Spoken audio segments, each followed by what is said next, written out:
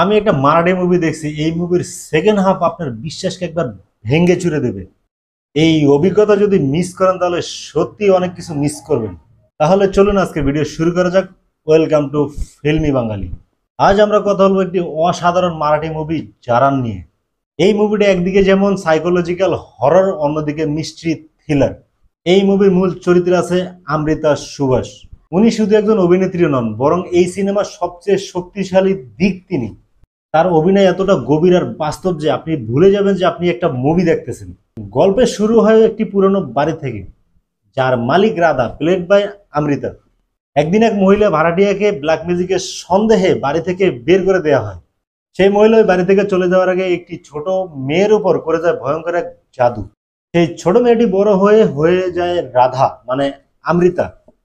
তারপর থেকে শুরু হয় এক অনিশ্চিত যাত্রা। এই মুভির প্রথম হাফ থেকে প্রেডিক্ট করা যায়, কিন্তু দয়া করে মুভিটা দেখা বন্ধ করবেন না, কারণ সিনেমাটি সেকেন্ড হাফে আপনাকে অন্যদিকে নিয়ে যাবে। আপনি যেটা ভাবছিলেন মুভিটা, তার সম্পূর্ণ উল্টা দিকে মন নিবে। একের পর এক রহস্য যখন উদ্ঘাটন হবে তখন আপনার বিশ্বাস হবে না যে আপনি ঠিক কি দেখতেছেন।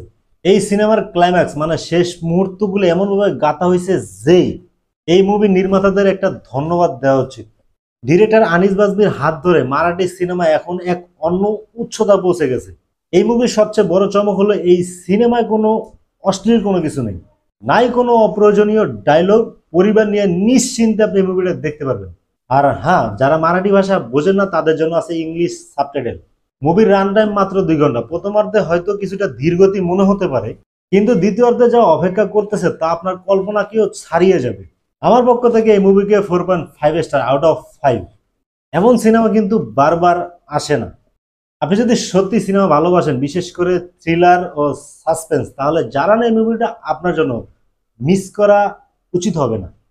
ভিডিওটি ভালো লাগলে লাইক দিন, শেয়ার করুন আর চ্যানেলটি সাবস্ক্রাইব করতে ভুলবেন না। আজকের মতো এই পর্যন্ত। ততক্ষণে ভালো থাকুন, সুস্থ থাকুন। আল্লাহ হাফেজ।